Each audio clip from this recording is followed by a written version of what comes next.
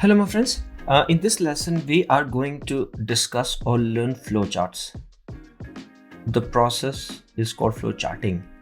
So what is a flowchart? My friends, flowchart is basically a diagram or chart of logic that how we are going to solve the problem. It is the design of the logic. We draw the flowcharts on the papers. But before drawing the flowchart, before drawing this diagram, we need to use some standard symbols. And these are the symbols which we are going to use in the flowchart. So this symbol, the first one is for start and end of the flowchart. This is the flow or arrow. This rectangle we use for processing. I'll explain everything in a second. This one is for the input and output. Whenever we are doing any input or output, we use this symbol. And this is the symbol used for the conditions. My friends, let's create a flowchart to add two numbers. Simple flowchart to add two numbers.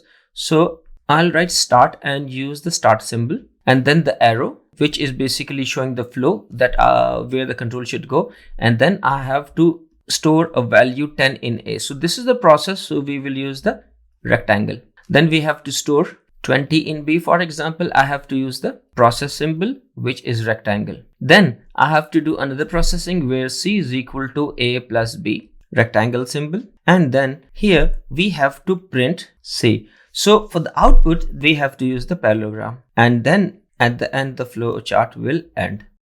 So my friends, here we are designing the logic that the logic is starting from here, and then it will execute this instruction. So it will assign 10 to A. According to the logic, we have to assign 20 to B. Then what we are going to do, we have to do this processing. So A plus B, I'm asking him to add the value of A and B and assign it to C.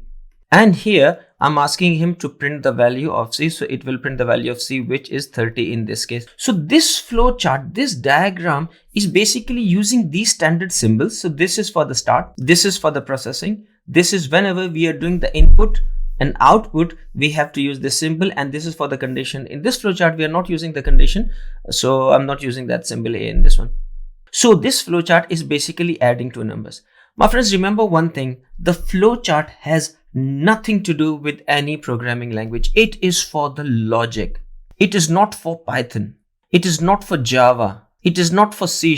Okay, this has nothing to do. So here, whatever instruction we are writing, that will be like a plain simple English instructions, and we have to show that how the problem is solved. So it means the logic. Let's make another flowchart. So now let's add two numbers again, but this time we have to input the values. We have to ask for the values from the user. So let's start the flowchart. So again, we have to use this symbol, and this time we have to ask the values. So we will write the logic for input. So input, and this is input. So we have to use the parallelogram. Then we have to use another input, another value. So input NO2, and we have to use the parallelogram. And then now we have to add both the values. Result is equal to NO1 plus NO2, and this is the process. So here we will use the rectangle, and after this thing, what we need to do, we need to print the value, print the result. And here we have, again, this is the output. So we have to use the parallelogram, and after this we will end the flowchart.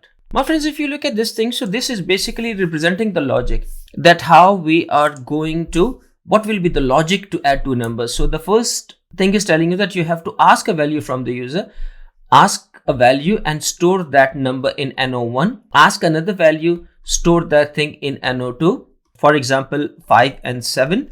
Whatever the value user gives, then you have to add those values and store the value inside the result. So in this case it is 12.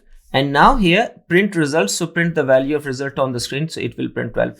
So now if you give this logic to anyone, the Java people or the C# developers or the Python developers or the C developers, they will look at the logic and they will convert that logic into that program. So this logic, this flowchart basically tells the logic to solve the problem, that how a problem can be solved. Thank you very much, my friends.